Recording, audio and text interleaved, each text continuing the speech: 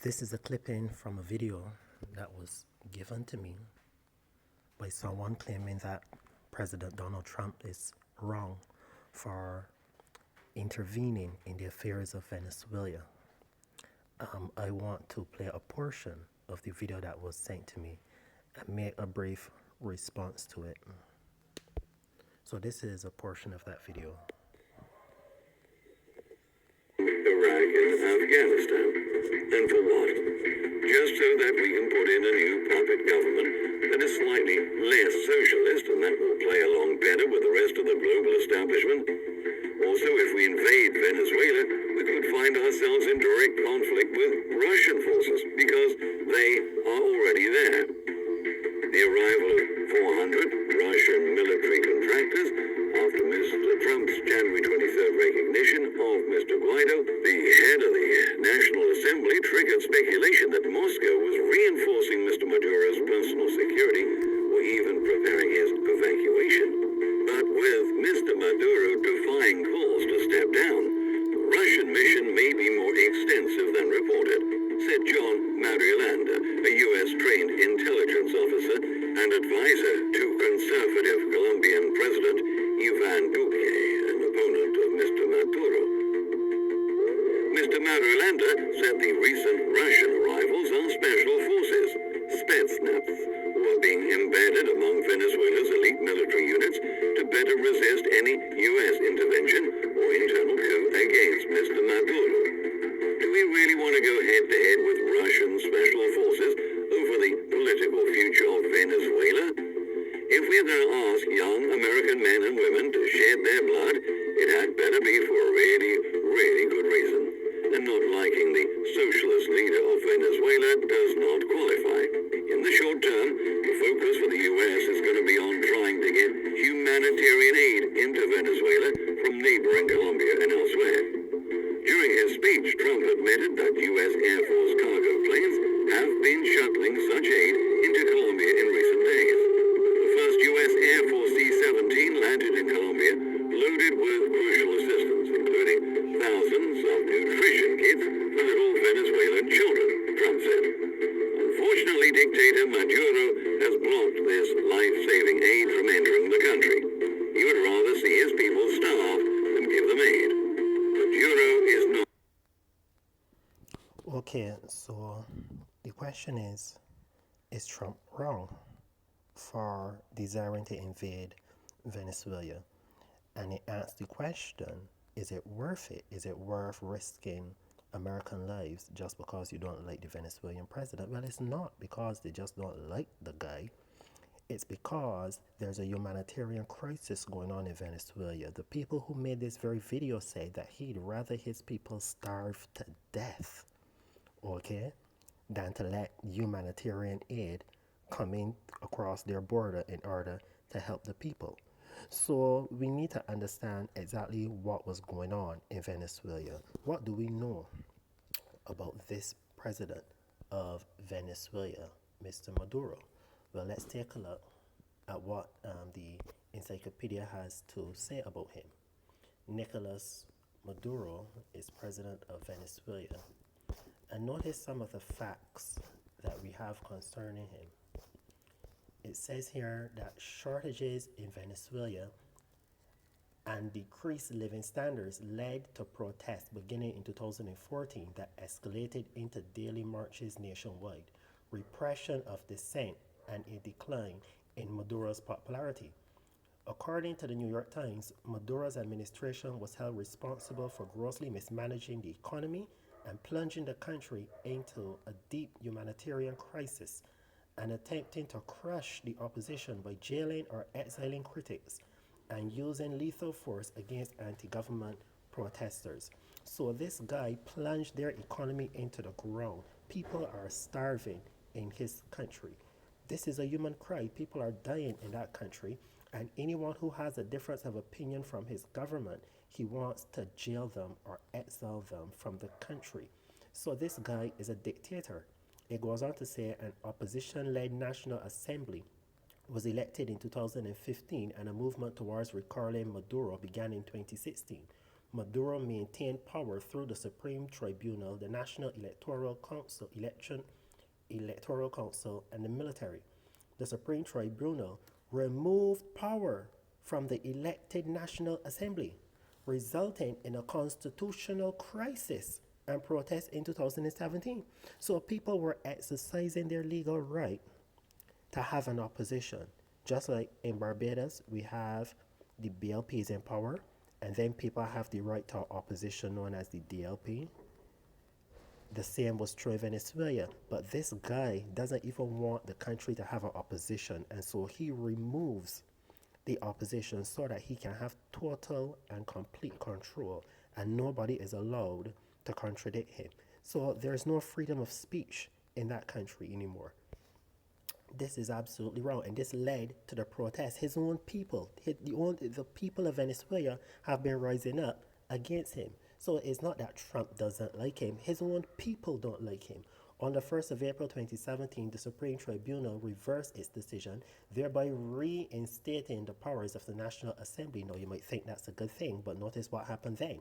Maduro called for a rewrite of the Constitution, and the Constituent Assembly of Venezuela was elected in 2017 under what many, including Venezuela's chief prosecutor, Luisa Ortega, and Smartmatic, the company that ran the voting machines, considered irregular voting conditions. The majority of its members were pro Maduro. So this guy rewrote the Constitution. He changed the Constitution in order to favor him. This is not good. This is not democracy. This is not freedom. This is a dictator bending the law to his will. Why shouldn't such a man be removed from power? Okay, on the 20th of May 2018, presidential elections were called prematurely. Opposition leaders had been jailed, exiled, or forbidden to run. There was no international observation, and tactics to suggest voters could lose their jobs or social welfare if they did not vote for Maduro were used. So this guy removed, put in prison all the other candidates for election so that he alone could be elected president. So he is illegally seizing control of this country. Why shouldn't he be removed? Multiple nations, not just Trump, multiple nations did not recognize the Constituent Assembly election or the validity of Maduro's 2016 re-election. The Canadian, Panamanian, and the United States government sanctioned Maduro. Maduro has been described as a dictator, and an Organization of American States report determined that crimes against humanity, now this is not Donald Trump's opinion, okay? This is multiple nations, the Organization of American States, these are multiple nations, okay? Report determined that crimes against humanity have been committed during his presidency. Under Maduro's administration, more than 9,000 people have been subject to extrajudicial killings, and more than 4 million Venezuelans have been forced to flee the country. 4 million Venezuelans have been forced to flee the country. This guy is a monster. Maduro allies, including China, Cuba, Russia, Iran, and Turkey, support and denounce what they call interference in Venezuela's domestic affairs. AP News reported that familiar geopolitical sides had formed in the Venezuelan presidential crisis, with allies Russia, China, Iran, Syria, and Cuba supporting Maduro, and the US, Canada, and most of Latin America and Western Europe supporting Guaido as interim president.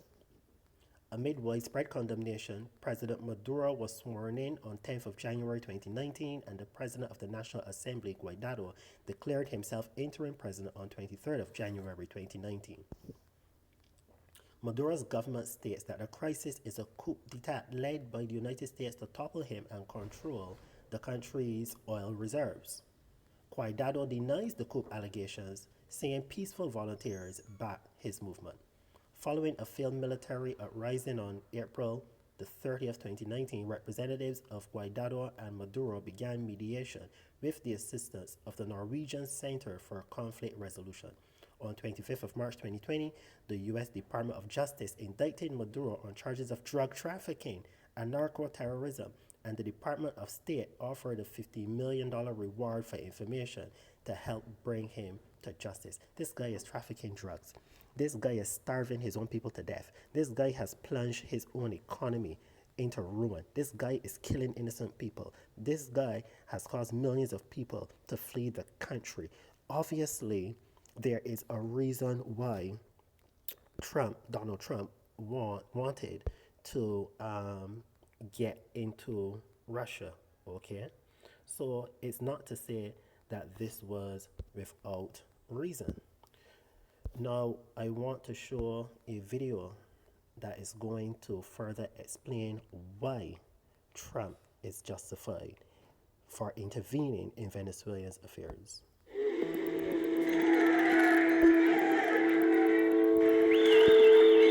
Todos estos meses, todo el tiempo de marcha por mi familia, por la comida, por el pueblo.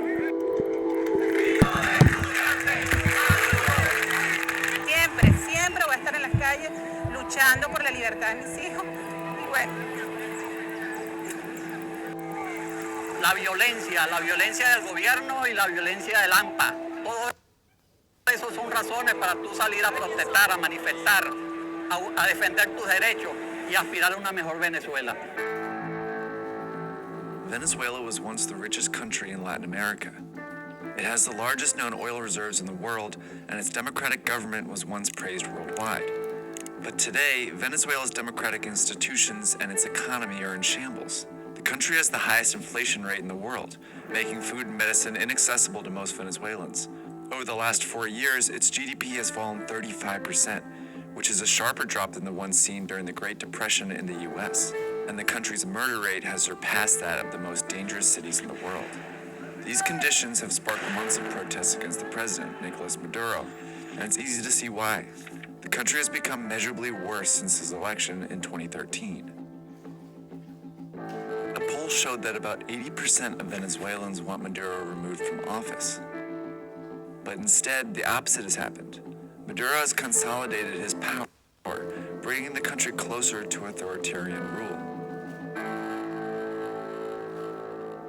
Maduro's political ambition became evident in December 2015. 2 years after he became president, a coalition of opposition parties called the Democratic Unity Roundtable, or MUD, won a two-thirds majority in the National Assembly, putting Maduro's rule at risk. In response, Maduro quickly forced out several Supreme Court justices and filled the positions with cronies loyal to him. In March 2016, the court ruled to strip the opposition-led National Assembly of its powers, a move that sparked massive protests across the country. The ruling was reversed a few days later, but the damage was done. Protests continued to grow and have left about 100 dead and thousands injured so far. Despite the violence and public outcry, Maduro held a vote in July to elect a new governing body called the National Constituent Assembly, which would have the power to rewrite Venezuela's constitution and essentially replace the National Assembly and leave virtually no opposition to Maduro's rule. ¿Por qué está saliendo a votar hoy? Bueno, por el bienestar del país. ¿Qué está buscando en esta nueva Asamblea Nacional Constituyente? Bueno, una paz para todos. With Maduro's recent vote, Venezuelans didn't have a say in whether the assembly should exist. They only had the option to elect its members. But when Maduro's predecessor, Hugo Chavez, proposed a constitutional rewrite in 1999, he first called for a referendum to propose the election of the assembly. After most Venezuelans voted yes, they then elected a new National Constituent Assembly. See, unlike Maduro, Chavez was a charismatic and beloved leader. In the 90s, he burst onto television sets across the country. He blamed government corruption and Venezuela's elite for the economic inequality. His populist message resonated with the country's poor, who eventually helped bring him to power. The key moment in his presidency came in 2004, when oil prices surged. Venezuela's petroleum-dependent economy started booming, and Chavez went on to spend billions from the profits on social welfare programs for the poor. He subsidized food, improved the educational system, built an enviable healthcare system, and reduced poverty by more than half. These programs certainly helped the poor, but they served a purpose for Chavez as well. In order to be re-elected, he needed to keep these millions of poor Venezuelans happy, so he rigged the economy to do just that. He didn't scale back Venezuela's dependence on oil, and his unrestrained spending led to a growing deficit, which meant all of these programs would be impossible to sustain if oil prices fell. After Chavez's death, when Maduro took office as his handpicked successor, that's exactly what happened. Oil prices plummeted in 2014, and Maduro failed to adjust. Hyperinflation has made medicines and food that were once subsidized unaffordable for Venezuelans poor, who now make up about 82% of the population. Like Chavez, Maduro has also rigged the economy to keep himself in power, but this time it's not benefiting the poor. He's exploited a complex currency system put in place by Chavez. Maduro set the official exchange rate at 10 bolivars per US dollar, but only his friends and allies have access to this rate. In reality, the Venezuelan currency has become basically worthless. Most Venezuelans get their dollars on the black market, where the rate is about 12,000 bolivar per dollar. The military, which got complete control of the food supply from Maduro in 2016, is reportedly profiting off this currency crisis. They import food at Maduro's special currency rate and sell it on the black market for a massive profit. So for military generals and political allies of Maduro, the crisis has offered a lucrative opportunity which has helped Maduro stay in power. But he can't rely on that support alone. Which brings us back to Maduro's recent power grab. The opposition boycotted the vote, but Maduro held the vote for a new constitutional assembly anyway, and won a majority. Protests on the streets of Venezuela turning deadly after President Nicolas Maduro declares victory. The violence on Sunday, very real. The bomb went off near some motorcycle police, wounding several. Election day clashes between protesters and police claiming at least 10 more lives. At least one candidate has been murdered, shot to death. La elección de la Asamblea Nacional Constituyente es un fraude abierto, el mundo lo ve, lo ha visto, está claro, todos están claros de lo que sucedió. Ahora, lo que hay que seguir es seguir buscando la libertad, porque nosotros vivimos en libertad y sabemos lo que es eso. Para allá vamos a ir. Lo que sucedió ayer fue el más grande fraude que se haya cometido en cualquier elección nacional. Era un fraude cantado, ya se sabía que iba a ser una elección con poca asistencia, pero con una gran participación forjada por el gobierno. Maduro's government is trying to create the illusion of public support. The government claimed about 8 million people, or 40% of the country, voted, but experts put that number much lower, at just 3 million people.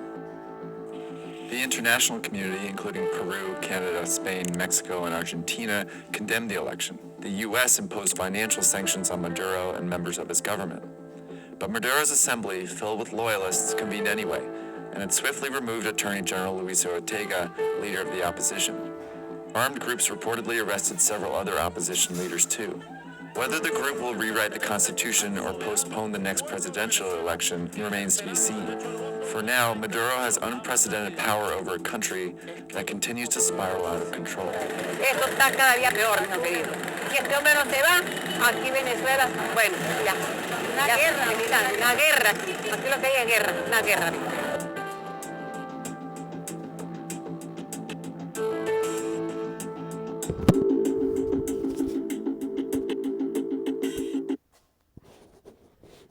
So 80% of the population of Venezuela wants Maduro gone. Okay? His own people want him gone. There's a humanitarian crisis there. He's a dictator. He's a murderer. And interestingly, the people who are going after Donald Trump and criticizing the president for interfering in Venezuela's affairs are not just as critical of George W. Bush when he launched an illegal war against Iraq, burnt the people oil fields, and caused hundreds of thousands of deaths on both sides. Needless American lives, soldiers went and lost their lives because George W. Bush started an illegal war in Iraq looking for weapons of mass destruction that didn't exist, that he couldn't find. And so many people died on both sides, totaling 1 million people who died in that Iraq war. And the entire United Nations, all the member states of the United Nations, told George W. Bush he was wrong. They said don't go to war. They said use diplomacy. But he didn't care. He wanted to go to war. And nobody is going after him to the same level of extent that they're going after Donald Trump. We've got Barack Obama, who legalized gay marriage all over the United States, and nobody is going after him. the way they're going after Trump. So I think that is very biased, very, very biased, when we have people looking at matters like this so twisted. And what's the alternative? So the United States should do nothing and let these people in Venezuela starve and die under the heels of a dictator who's making himself rich while his people suffer. That's the alternative.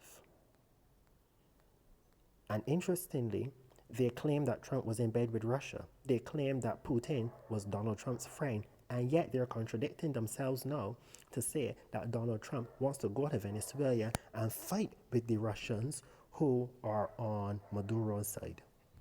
You can't have it both ways. So we need to be consistent when we are making these claims. This is why I am not so convinced by everything that I hear.